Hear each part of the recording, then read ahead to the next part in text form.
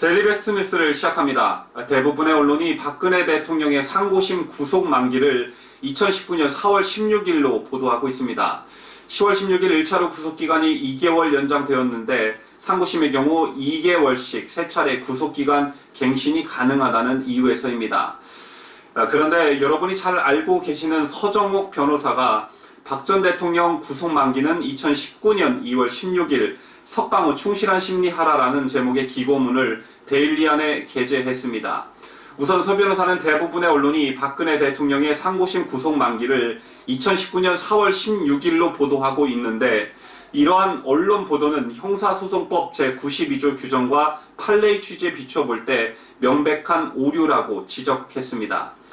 우선 서 변호사가 말한 형사소송법 제92조를 보시겠습니다. 형사소송법 제92조는 구속기간과 갱신에 대해 명시하고 있으며 그 첫 번째로 구속기간은 2개월로 한다. 둘째, 제1항에도 불구하고 특히 구속을 계속할 필요가 있는 경우에는 심금마다 2개월 단위로 2차에 한하여 결정으로 갱신할 수 있다. 다만 상소심은 피고인 또는 변호인이 신청한 증거의 조사, 상소 이유를 보충하는 서면의 제출 등으로 추가 심리가 필요한 부득이한 경우에는 3차에 한하여 갱신할 수 있다라고 되어 있습니다. 서정욱 변호사는 형사소송법 제92조의 다만부터 이어지는 문장에 주목했습니다. 여러분께서 보시다시피 법은 상소심에서 무조건 3차에 걸쳐 갱신할 수 있는 것이 아니라 피고인 또는 변호인이 신청한 증거의 조사, 상소 이유를 부충하는 서면의 제출 등으로 추가 심리가 필요한 부득이한 경우에만 갱신할 수 있습니다. 그렇다면 당연히 검사만이 상소한 경우나 아니면 피고인이 상소했더라도 새로운 증거조사 신청이 없거나 상소 이유 보충서를 제출하지 않은 경우 등에는 당연히 적용되지 않아야 하는 것이라는 게 서 변호사의 주장의 근거입니다. 또한 구속기간 제한 취지와 관련하여 대법원은 일관되게 미결 구금의 부당한 장기화로 인해 피고인의 신체적 자유가 침해되는 것을 방지하기 위한 것이라고 판시하고 있습니다. 또한 헌재도 피고인의 인간으로서의 존엄성과 가치가 피고인이 석방될 경우 재판 출석 불투명, 재판 지연, 증거 인멸 우려보다 우선한다고 판시하고 있습니다.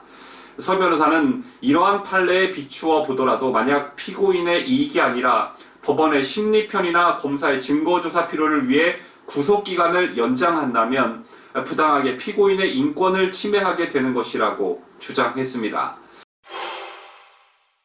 이와 같은 법리적 사실을 염두에 두시고 현재 박근혜 대통령의 재판을 살펴보겠습니다. 여러분 아시다시피 박 대통령의 경우 1심에서 부당한 구속기간 연장에 불복해 재판을 보이콧한 후 일체의 항소나 상소를 하고 있지 않고 있습니다. 따라서 증거조사를 신청하거나 상소 이유를 보충하는 서면의 제출 등도 일체 없었습니다. 서 변호사는 바로 이 점을 들어 그렇다면 당연히 3차 구속기간 갱신은 하등의 근거가 없는 것이다 라고 했습니다.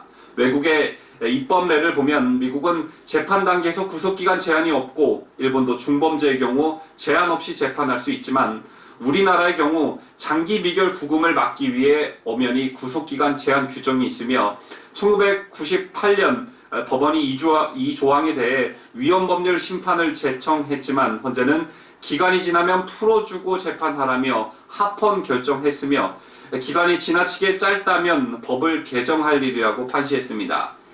서정욱 변호사는 이에 그렇다면 박 대통령의 경우도 일체의 정치적 고려 없이 오로지 법에 따라 구속기간 제한 규정이 적용되어야 하며 그 기간은 제92조 2항 단서에 적용이 안 되므로 당연히 2차례만 갱신이 허용돼야 하는 것이다 라고 말했습니다.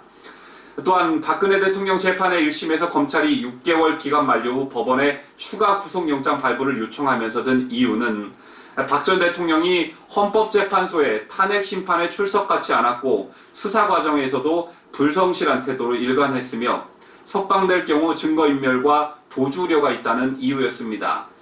그런데 대법원의 경우 이미 증거조사가 모두 끝났고 박 전 대통령이 아예 재판을 보이콧하고 있기 때문에 인멸할 증거가 전혀 없습니다. 또한 박 대통령이 도주 우려가 없다는 것은 일반적 상식을 가진 일반인이라면 누구나 인지하고 있는 사실입니다. 그렇다면 당연히 대법원은 여론과 정권의 눈치를 보며 좌고우면하지 말고 오로지 법과 원칙에 따라 박근혜 대통령을 석방해 불구속 상태에서 재판해야 하는 것이 맞는 것입니다. 서정욱 변호사는 이 기고문을 마치면서 이렇게 말했습니다. 서 변호사의 호소를 여러분께 전달해드리며 뉴스를 마치도록 하겠습니다. 박 전 대통령에 대한 재판은 광장에 촛불에 불타버린 죽음 법치에 의한 것으로 사실 그대로 폭력에 지나지 않는다.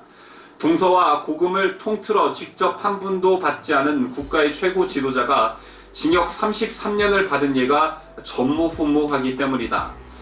만시지탄이지만 지금이라도 대법원은 구속기간에 쫓겨 헌재처럼 졸속 심리를 할 것이 아니라 일단 석방 후 충분한 심리를 통해 역사에 부끄럽지 않은 판결을 하여야 한다. 이것만이 판결의 권위와 법의 지배가 뿌리채 흔들리고 있는 사법부의 대위기를 조금이나마 수습해 법치 수호의 최후 보루로서 다시 국민의 신뢰를 회복할 수 있는 유일한 길이다.